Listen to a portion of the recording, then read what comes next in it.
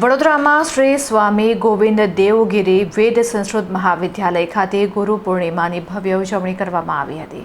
વાઘોડિયા સ્થિત R Kabra foundation સંચાલિત શ્રી સ્વામી ગોવિંદ દેવગિરી વેદ સંસ્કૃત મહાવિદ્યાલય ખાતે ગુરુ પૂર્ણિમા મહોત્સવનું અત્યંત શ્રદ્ધા અને ઉત્સાહપૂર્વક આયોજન કરવામાં આવ્યું હતું.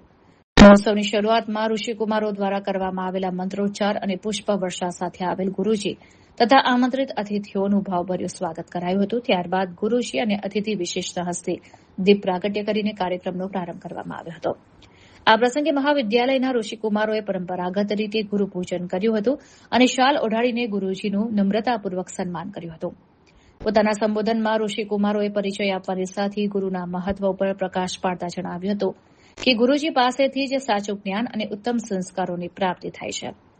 સમારંભ દરમિયાન મહાવિદ્યાલયના પ્રધાનાચાર્ય ડોક્ટર બાલકૃષ્ણ દવે ગુરુજીએ ઉપસ્થિત તમામ ઋષિકુમારોને પોતાના આશીર્વચન આપ્યા હતા અને વેદ સંસ્કૃતિના રક્ષણ માટે પ્રેરિત કર્યા હતા. આ પાવન પ્રસંગે ઋષિકુમારોના વાલીઓ પણ વિશેષ ઉપસ્થિત રહ્યા હતા અને સમગ્ર વાતાવરણ ભક્તિમય તથા ગુરુમય બની ગયું હતું.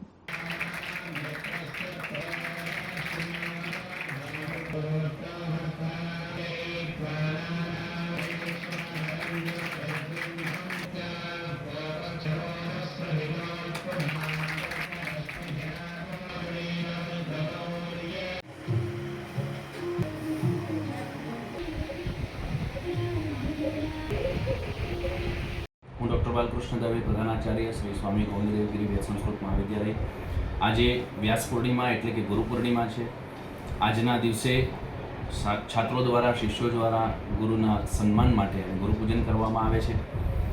રામ અને કૃષ્ણ જેવા આપણા પરબ્રહ્મ પરમાત્માને પણ જો ગુરુજીનું સાનિધ્ય લઈ અને વિદ્યા અધ્યયન શિક્ષા ગ્રહણ કરવું પડે તો આજના સમયમાં પણ વિદ્યાર્થી પોતાની કૃતજ્ઞતા બતાવવા માટે ગુરુજીનું પૂજન કરે છે. આજે આ પાઠશાળામાં પણ આવાસીય છાત્રો દ્વારા ગુરુજનોનું પૂજા કરવામાં આવે છે. આષાઢ શુક્લ પૂર્ણિમા એટલે કે ગુરુજી પ્રત્યેનું સન્માન અને ગુરુજી પ્રત્યેની આદરભાવ દર્શાવનારો દિવસ છે.